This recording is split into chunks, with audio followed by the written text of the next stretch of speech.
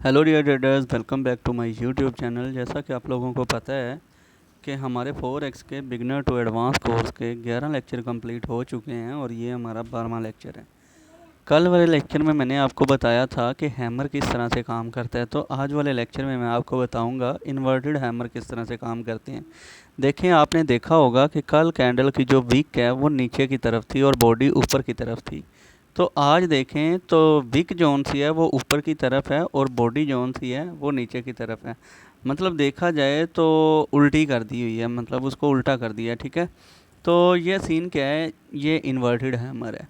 क्योंकि ये जापान ने नाम दिए हुए हैं, ऐसे बोल लें कि उल्टा थोड़ा बोल लें, पहले सीधा थोड़ा था अब उल्टा थोड़ा बोल लें। तो हैमर बेसिकली थोड़े को ही कहते हैं। तो ये जापान में इन कैंडल्स के इस तरह के नाम दिए हुए हैं कि ये मिलती जुलती कैंडल्स हैं हथौड़े की। ठीक है, तो इसमें क्या हुआ, मैं आज आपको इन्वर्टेड हैमर की फिजियोलॉजी बताऊंगा, तो इसका मैं काम भी बताऊंगा और आपको एग्जांपल भी दूंगा। ठीक है, अब देखें मार्केट फॉर एग्जांपल यहाँ से ओपन हुई।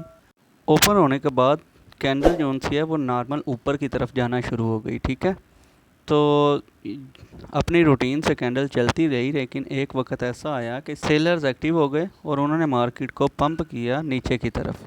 तो इतनी कुव्वत लगाई कि कैंडल नीचे की तरफ आना शुरू हो गई और रेड में क्लोज़ हो गई, रेड बॉडी बना के क्लोज़ हो गई। तो क्या इधर जवाब पैदा हुआ कि सेलर्स ने कंट्रोल ले लिया है इस कैंडल का। ठीक है, और अब सेलर्स एक्टिव हो गए हैं मार्केट में। तो इसी तरह अगर दूसरी कैंडल की बात करें, देखें ये मार्केट ओपन हुई। ठीक है, सेलर्स ने ज़ोर लगाया नीचे की तरफ। ठीक है, और बायर एक्टिव हुए, बायर ने कैंडल को फुल ऊपर की तरफ लेके गए, यहाँ तक कि ये एक बहुत बड़ी विक बन गई। तो ऊपर सेलर्स का एरिया था, सेलर्स ने ज़ोर लगाना शुरू किया, लेकिन क्या हुआ कि कंट्रोल बायर का ही था और कैंडल का टाइम ख़त्म हो गया। मतलब कि बायर एक्टिव है इस जगह पे। ठीक है, अब देखें ये जो ग्रीन वाली है ना, ग्रीन वाली हमेशा बनेगी बॉटम पे।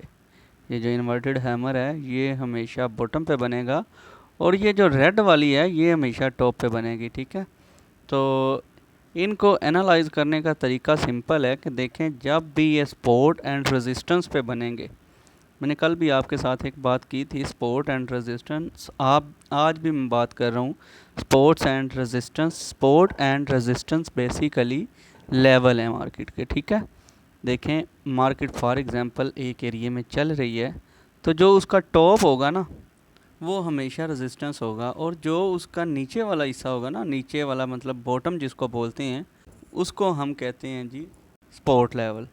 आपने देखा होगा ज़्यादातर मार्केट एक ही लेवल को बार बार टच करके नीचे आती है और नीचे वाले लेवल को टच करके ऊपर चली जाती है, तो ये बेसिकली सपोर्ट एंड रेजिस्टेंस बनाती है। ठीक है, तो सबसे ज़्यादा प्रॉफिट भी ट्रेडर्स सपोर्ट एंड रेजिस्टेंस में करते हैं और सबसे ज़्यादा लॉस भी ट्रेडर्स सपोर्ट एंड रेजिस्टेंस पे करते हैं। वो किस तरह से करते हैं वो हम आगे एक्सप्लेन करेंगे। ठीक है, इससे पहले मैं आपको ये जो बेसिक की कैंडल्स वगैरह है ना, इनके बारे में मैं इस तरह गाइड कर दूंगा कि आपको आने वाली लाइफ में कोई भी मसला पेश ना आए। अब ये आप एक चार्ट की तस्वीर मैंने आपके साथ शेयर की है एग्जांपल के लिए।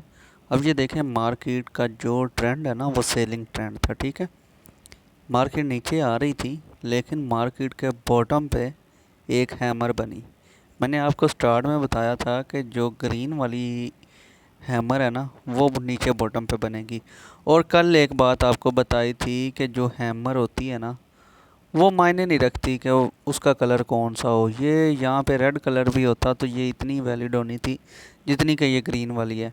अगर ऊपर टॉप पे रेड की जगह पे ग्रीन भी बन जाती है ना तो वो उतनी ही वैलिड है जितनी के शराइत के मुताबिक हैं। शराइत क्या हैं, शराइत मैंने आपको कल भी समझाई थी कि हमेशा हैमर या इन्वर्टेड हैमर उसको कंसीडर किया जाएगा जिसकी विक उसकी बॉडी से कम 2 गुना ज़्यादा हो।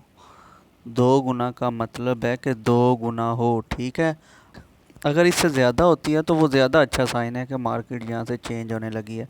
अब देखें ये इन्वर्टेड हैमर बना, इसके बाद ग्रीन कैंडल हुई, कन्फर्मेशन होगी।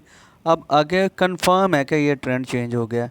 अब जो भी इसका रेजिस्टेंस लेवल होगा ना मार्केट उस जगह पे जाएगी, और अगर उस जगह पे जाके इन्वर्टेड हैमर या हैमर कुछ भी बनाती है तो उसका मतलब होगा मार्केट अब नीचे वाले लेवल पे जाएगी।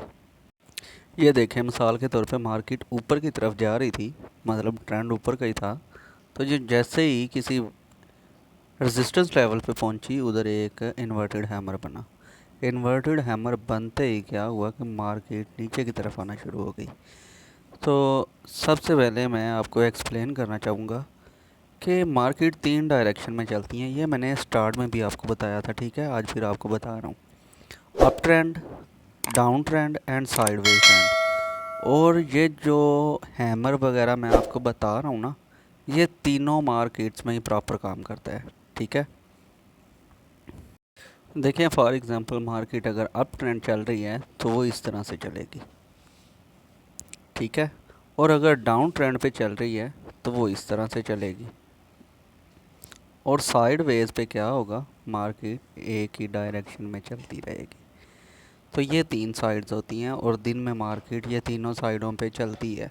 बाज़ औक़ात ऐसा होता है कि अगर बड़े टाइम फ्रेम पे ट्रेड कर रहे हों, जैसा कि 4 घंटे का टाइम फ्रेम है, तो उस पे ये महीनों लगी रहती है एक ही साइड पे। फॉर एग्ज़ाम्पल अगर आपको अप ट्रेंड मिल जाता है, आप अप ट्रेंड में सपोर्ट रेजिस्टेंस लगा लेते हैं, तो बहुत अच्छी अपॉर्चुनिटी मिल जाती है और बहुत अच्छी ट्रेड भी मिल जाती है।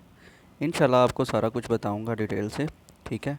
अब ये लेक्चर तो हमारा कंप्लीट हो चुका है। आपने मुझे ये बताना है, अब मैंने चेक करना है जिन भाइयों को ज़रूरत है, जो लोग कहते हैं कि नहीं हम बिल्कुल परफेक्ट हो गए हैं, अब हमें प्रैक्टिस के लिए कोई ना कोई प्लेटफॉर्म दिया जाए, तो उन्होंने मुझे कमेंट में लिखना है कि सर हमें डेमो अकाउंट के लिए लिंक दे दें, ठीक है। तो जो जो बंदा मुझे कमेंट में लिखेगा उसी को लिंक दिया जाएगा, ठीक है। तो मेरा ख्याल है आज के लिए इतना काफ़ी है। अगर आपको मेरी ये वीडियो पसंद आई है तो इसको लाइक कर दें, अपने दोस्तों के साथ शेयर करें। और अगर अभी तक आपने मेरे चैनल को सब्सक्राइब नहीं किया और आप फॉरेक्स ट्रेडिंग भी सीखना चाहती हैं तो चैनल को सब्सक्राइब कर लें, क्योंकि मैं अपने चैनल पे डेली बेसिस पे लेक्चर शेयर करता हूँ फॉरेक्स ट्रेडिंग का, जिससे काफ़ी ज़्यादा रहनुमाई मिलती है, ठीक है। तो मिलते हैं अपने कल वाले लेक्चर में, तब तक के लिए अपना ख्याल रखिएगा। अल्लाह हाफिज़।